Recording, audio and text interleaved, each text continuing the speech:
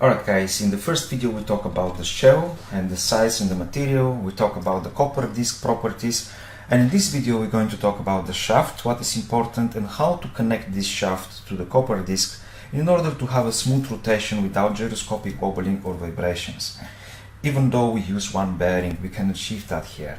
So there are two important things to know about the shaft. The first thing is that it needs to be made out of carbon steel material instead of stainless steel. And the reason for that is because it needs to be magnetic. Carbon steel have much lower reluctance and higher permeability and can allow the magnetic flux which is exiting from the electromagnets to pass through the shaft and to the center of the configuration, to the center of the copper disc. So this is why it's important to be magnetic.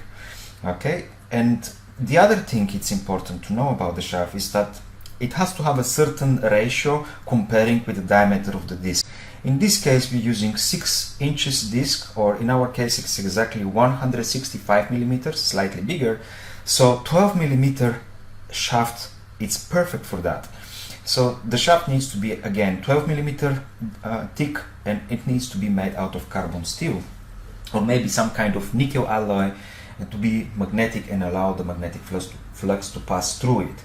So how to connect the shaft to the copper disc? There are many different ways you can experiment with that, but what I find out is that this is probably the best way out there. This is a sleeve coupler and the model is Z. Okay, there are many different different dimensions. This particular one, it's 12 millimeter inside diameter and outside diameter it's 22. So how this thing is working? There are two parts, two components: outer shell here like a ring, and an inner part that is slightly conical. So when you tighten this kind of bolts, small bolts, this inner part is going inward, it's going up, and it's pushing, it's expanding this ring outward, but at the same time the inner part is contracting, so it's going inward, and this can help to tight and to secure very strong connection. You know, when you put it on the shaft, when you tighten it, it's going very tight inward, but it's expanding outward, and this secure very strong and very precise connection between the shaft and the disc without needing to drill the disc and to screw some kind of bolts into the disc itself. The other thing is that this is 12 millimeter thick or high, and it's exactly like the thickness of our disc, and this it's perfectly, because on top and the bottom we don't have margin. It's absolutely amazing, this idea. Now this is what the parameters are of this coupler. For those of you who are interested, it's 23 Newton. This is the constant torque that can handle, and this is maybe a serial number, and this is again 12 by 22 millimeters inside and outside diameter. So we talk about the shaft, we talk about the coupler. Let's say a few words about the principle here that is taking place. There are basically two electromagnetic fields that are taking place. One, it's a spherical, it's kind of standard, because let's say if this disc is magnetized, it's going to act like a magnet, and if it's moving, let's say, a counterclockwise, okay, if this thing is moving counterclockwise to the right hand rule, let's say we're going to create a north pole on top, okay, and south pole on the bottom, and it's going to be constantly that way. But because of these electromagnets, we have alternating current on and off, shifting direction, and all of these magnets, electromagnets, are actually the same polarity. This is why it's not like many people of you think that it's like a Tesla motor, it's like conventional motor. It is not, because all of these electromagnets are in the same polarity. It's not like in our induction motor, north and south with alternating polarity. So they have the same polarity. When the phase is, let's say, positive, they're going to be all north top, and when the phase is negative, they're going to be south on top.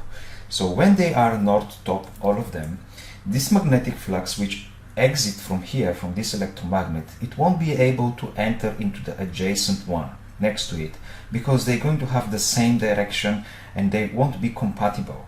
In fact, it will seek a perfect somewhere, it will seek a pathway to go outside or inside and to close the loop of this magnetic flux, right? And something here, it will happen. Because this copper disc is rotating, let's say, with several thousand RPMs, it will act like a vortex, right? And when we have a vortex, guys, there are two types of vortex. They can be rotational or irrotational vortex. But generally speaking, when you have a vortex, you have outer front or outer periphery, which is the biggest diameter, and you have the bigger periphery, the biggest length here.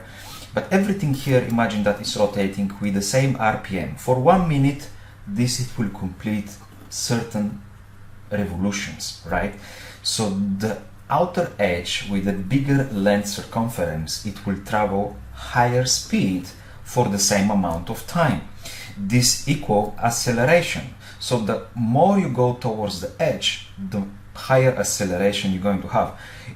But also, if you go towards the center, you will have a smaller circumference here and even smaller circumference here, and you know, the length travel for the same amount of time will be reduced, which will equal deceleration. Now, if you go the exact dead center, where is the eye of the needle or the eye of the storm, you won't have any movement at all. It's going to be a perfect piece, right?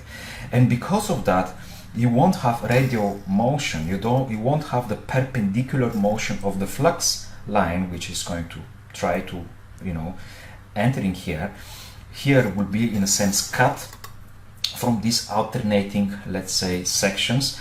But the more you're going towards the center, the slowest speed you're going to have, less radial motion, in fact less resistance, and the flux normally, naturally, will seek the path of least resistance. And because also the shaft is magnetic, it will be, let's say, in a sense, accommodated much easier to go and to pass through the configuration.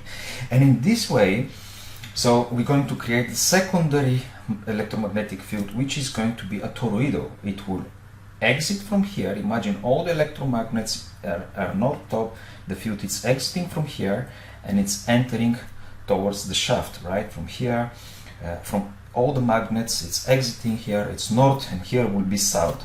So it will create like a circuit loops like this, which will pass through the disk, or even they can entering here, exit from the bottom and enter from the other side, creating something like a Mobius loop, like an infinity sign, right? So this is going to create a secondary electromagnetic field within the spherical one or within the normal one that is created from the disk itself. And it's going to actually, the field literally interact with itself in such a way that you know, it will flicker back and forth, it will mushroom on top and the bottom, as Bashar explained, and it will interact with itself. So this is one of the main idea or principle. There are more, and the other thing why this is not like conventional motor is because we have also another part here which we're going to talk about. This is the part that is really bothering me, that I'm not sure 100% how to make, and that I would like your opinion about this, but I need to share more information for you to have better clarity, so you can give me better your opinion about that. So this is in general, and there are more slots here. I can add another 30 electromagnets like this, and then another 30, altogether 90 pieces, and then the windings in total will be close to 6,000 windings. So this is what I'd like to share in this video. I need to stop it because it's almost 10 minutes now, and in future videos I will share what is actually my main project that I'm doing, because this is a side hustle, and also you can listen when Bashar is talking about and giving directions and insights and hints regarding this kind of device, how it's working and how it needs to be constructed. Thank you for watching. We'll see you in the next video.